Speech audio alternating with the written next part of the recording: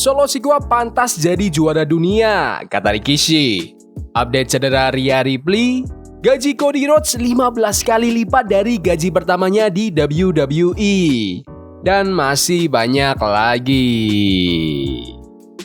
Selamat datang di Extra News, di mana kita akan bahas berita-berita terkini tentang WWE. Sebelum kita lanjut, aku pengen kalian like dan share video ini ke teman-teman kalian yang suka WWE. Dan jangan lupa subscribe, soalnya channel ini upload video berita setiap hari. Solo Sikoa pantas jadi juara dunia, kata Rikishi. Walaupun banyak pendapat tentang dirinya, Solo Sikoa cepat banget jadi salah satu tokoh penting di layar WWE. Kini memegang peran sebagai Tribal Chief untuk The Bloodline. Solo Sikoa baru beberapa tahun ada di WWE, tapi jelas WWE melihat potensinya. Dalam wawancara Off the Top, ayahnya, Rikishi, bilang kalau apapun yang diputuskan WWE buat Solo, mereka pasti bakal untung besar dari karismanya. Solo itu udah jadi bintang, udah jadi pemain utama, kata Rikishi. Kalau mereka mau kasih gelar buat Solo, itu cuma bakal meningkatkan pemasukan. Soalnya kalau gelarnya dikasih ke sosok paling dibenci sekarang, orang-orang gak sabar mau lihat siapa yang bisa ngerebutnya. Rikishi juga bilang, kalau WWE kasih gelar Undisputed WWE Championship ke Solo, pasti fans bakal antusias buat lihat pertandingan antara juara baru itu dengan Roman Reigns. WWE Hall of Famer ini pun memuji storyline The Bloodline yang emang jadi bagian besar dalam kisah juara dunia WWE selama beberapa tahun terakhir. Solo Sikoa pertama kali diperkenalkan ke penonton WWE pada tahun 2021 sebagai anggota baru The Bloodline yang saat itu dipimpin oleh Roman Reigns. Solo, adik dari Jimmy dan Jey Uso, awalnya berperan sebagai bodyguard pendiam dalam grup ini. Tapi ternyata dia cuma nunggu waktu yang tepat buat bertindak.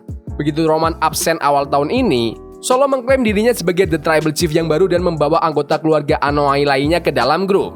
Pada SummerSlam bulan Agustus lalu, Solo bertanding melawan Cody Rhodes untuk Undisputed WWE Championship. Sayangnya, Solo kalah karena Roman Reigns kembali untuk memberinya pelajaran.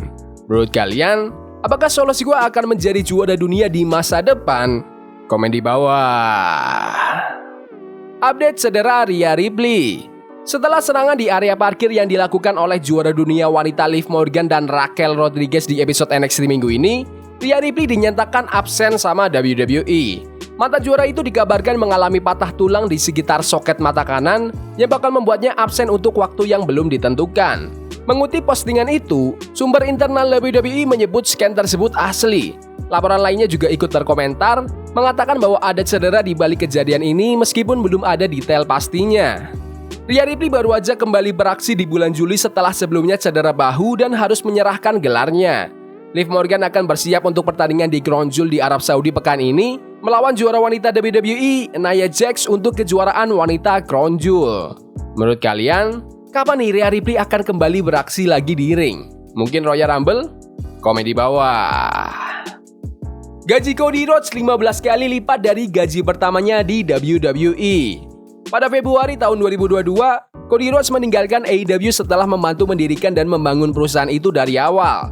Dia kemudian kembali ke WWE di WrestleMania 38. Sejak itu, Cody jadi bintang top WWE dan berhasil merebut Undisputed WWE Championship di WrestleMania 40. Dalam wawancara di acara Flagrant, Cody Rhodes cerita soal Vince McMahon yang datang ke rumahnya buat ngobrol soal kemungkinan Cody balik ke WWE.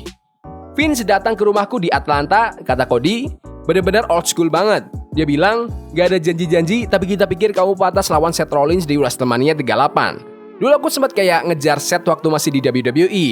Pokoknya klasik banget. Dia tulis jumlah uang di secari kertas buat kontraknya, terus dorong kertasnya ke arahku. Padahal gak perlu gitu. Cody cerita kalau nilai kontraknya 15 kali lebih besar dari yang dia dapat di WWE sebelumnya. Tapi buat dia, itu bukan soal uang aja. Dia pengen pastiin kalau dia tetap punya hak atas nama American Nightmare, logo, dan musiknya. Vince bilang, presentasimu udah keren, itu kenapa kita mau beli. Waktu itu aku mikir, lagi-lagi bukan soal uang, aku cuma mikir, ini besar banget. Aku punya semua ini, logo, musik, tampilanku. Kebanyakan kalau kita bikin sesuatu, itu bakal jadi milik mereka. Banyak hal kecil yang aku ciptain udah bukan punyaku lagi. Tapi ini diciptakan di luar WWE, jadi aku bisa bawa semuanya. Jadi yang aku khawatirkan ya The American Nightmare, musik, semua aspek dari penampilanku. Aku harus tetap jadi diriku. Vince bilang di pertemuan itu nggak rusak, jadi nggak perlu dibenerin. Aku pikir oke, kita sejalan. Aku mau mereka tahu, aku udah banyak pengalaman, aku tahu apa yang bisa dan gak bisa aku lakukan, dan aku main kartuku dengan cara itu. Akhirnya, setelah 3 bulan penuh drama, aku benar-benar ninggalin AEW, anak yang aku sayang ini, untuk mengejar mimpi pertamaku di dunia gulat. Menurut kalian, apakah Cody Rhodes itu udah pantas di deretan legenda seperti John Cena dan Stone Cold atau masih belum? Komen di bawah. Liv Morgan tanda tangan kontrak baru dengan WWE. Juara dunia wanita WWE Liv Morgan muncul di episode terbaru Impulsive. Di salah satu momen, dia ditanya soal rencana 5 tahunnya. Dia jawab bahwa dia baru aja tanda tangan kontrak 5 tahun sama WWE. Aku baru aja tanda tangan kontrak 5 tahun, jadi rencana 5 tahunku ya WWE, kata Liv Morgan. Liv Morgan naik daun dalam setahun terakhir, dia mengalahkan Becky Lynch untuk jadi juara dunia wanita WWE dan sekarang lagi feud sama Rhea Ripley. Dia udah pernah lawan Ripley di SummerSlam dan Bad Blood. Selanjutnya, Liv bakal lawan Nia Jax di Crown Jewel di awal November. Dalam wawancara terbaru dengan The Small, Liv Morgan ditanya soal momen favorit dalam karirnya. Kayaknya momen favoritku itu adalah menyelesaikan Liv Morgan Revenge Tour, katanya. Rhea Ripley merobek bahu, labrum, bicep, dan rotator cuffku. Aku harus operasi, 6 bulan karirku hilang. Jadi ngalahin dia di SummerSlam dan lihat Daddy Dom milih aku di depan dia, itu benar-benar momen yang bikin aku puas. Menurut kalian, apakah Liv Morgan akan terus jadi bintang utama di divisi wanita selama 5 tahun ke depan? Komen di bawah. Rob Van Dam returns ke WWE. NXT akan digelar di ECW Arena minggu depan. Para legenda gulat ekstrim siap menyambut brand pengembangan ini di arena tersebut. Rob Van Dam muncul di akhir acara NXT untuk mengisyaratkan keterlibatannya di perseteruan antara Javon Evans dan Wesley.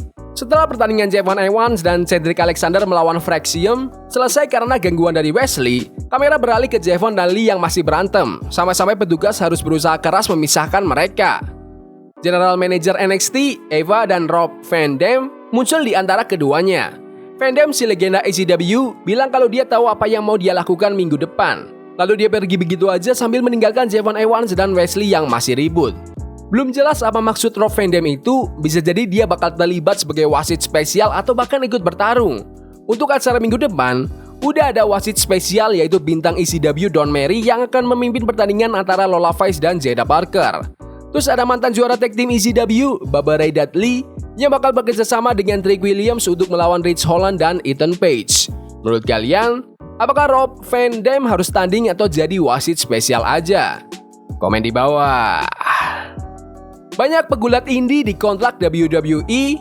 Dalam pengumuman resmi, WWE mengungkapkan tujuan dari WWE Independent Development, yaitu untuk ngasih jalan buat pegulat independen yang ingin berkarir di WWE. Sekolah-sekolah gulat dan beberapa talent akan dikasih label WWE ID sebagai bagian dari program ini. Ada laporan terbaru yang melaporkan bahwa beberapa pegulat di scene independen udah terikat kontrak dengan WWE terkait program WWE ID. Laporan ini bilang, meski nama pegulatnya tidak disebutkan, beberapa di antara mereka punya kontrak yang memungkinkan mereka tetap bisa tampil di event-event independen tanpa batasan. Laporan itu juga nambahin bahwa sampai sekarang belum ada dukungan finansial buat sekolah-sekolah gulat, menurut salah satu sumber. Menurut kalian, promosi atau sekolah gulat mana nih yang harus masuk ke program WWE ID? Komen di bawah. Reaksi Kelani Jordan kehilangan gelarnya di Halloween Havoc. Kalau ada yang pertama, pasti ada yang kedua. Itu pelajaran yang dirasain Kelani Jordan dengan pahit pas NXT Halloween Havoc minggu ini. Kelani Jordan, juara NXT Women's North American Champion pertama, harus ngadepin 3 lawan dari Fatal Influence di Gauntlet Match buat mempertahanin title-nya. Setelah ngalahin Jasmine Nick dan Jessie Jane, dia nggak bisa menang lawan Fallon Henley yang akhirnya jadi juara Women's North American kedua. Setelah acara selesai, Kelani Jordan langsung curhat di X, bilang kalau dia udah ngasih segalanya di setiap pertandingan buat hidupin ekspektasi sebagai juara North American wanita pertama. Dia juga berterima kasih sama fans buat semua dukungannya dan bilang kalau kekalahan ini bukan akhir, tapi baru awal mula. Setiap pertandingan aku selalu kasih semua yang aku punya. Pengen banget memenuhi ekspektasi tinggi jadi juara wanita North American pertama, malam ini juga nggak beda. Makasih buat semua dukungan, ini bukan akhir tapi awal mula. Kelani Jordan menangin title ini di NXT Battleground bulan Juni dan sukses mempertahankannya 5 kali, ngalahin nama-nama kayak Ryan Sinclair, bintang SmackDown Michin, dan terutama Sol Ruka. Di match yang dapat banyak perhatian gara-gara kemampuan atletis mereka berdua. Apalagi, Kelani Jordan masih baru 3 tahun di karir gulatnya dengan total kurang dari 80 pertandingan. Jadi gelar ini makin berasa spesial. Menurut kalian, Apakah Kelly Jordan bisa jadi WWE Women's Champion di masa depan? Komen di bawah. Yaudah gitu aja video berita hari ini. Jangan lupa like dan subscribe ke channel ini karena aku pengen 7.000 subscriber di bulan ini. Tolong bantu. Yes boy. See you. Forbidden fire on Nico. Burning for love we can hold. I wish we were